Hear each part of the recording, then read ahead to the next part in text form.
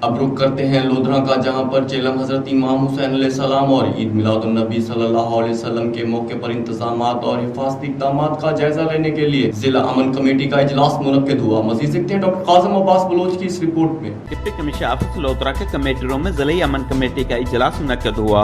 اجلاس کی صدارت ڈپٹی کمشنر عمران قریشی نے کی۔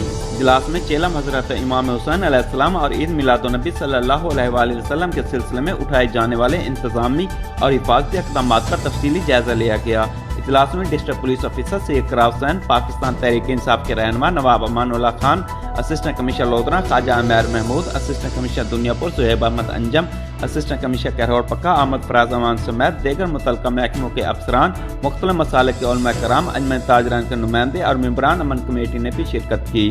ڈپٹی کمشنر عمران قریشی نے افسران کو ہدایت کرتے ہوئے کہا کہ چیلم حضرت امام حسین علیہ السلام اور عید میلاد النبی صلی اللہ علیہ وآلہ وسلم کے سلسلے میں انتظامی اور سیکورٹی انتظامات کو فول پروف بنانے کے لیے تمام انتظامات بہتر سے بہتر کیے جائیں۔ ڈپٹی کمشنر عمران قریشی نے کورونا وائرس سے بچاؤ کے لیے حکومتی SOPs پر عمل درآمد کو بھی یقینی بنانے کی ہدایت کی۔ ڈپٹی کمشنر عمران قریشی نے مزید کہا کہ ہم قریشی والا میں سوشل میڈیا پر ہونے والے گستاخی صحابہ کے واقعے کی شدید الفاظ میں مذمت کرتے ہیں۔ ڈسٹرکٹ پولیس آفیسر سید قرار حسین کا اس موقع پر کہنا تھا کہ گستاخی صحابہ کے مرتکب افراد کے خلاف FIR کا اندراج عمل میں لایا گیا ہے اور گرفتاری کے لیے چھاپے مارے جا رہے ہیں۔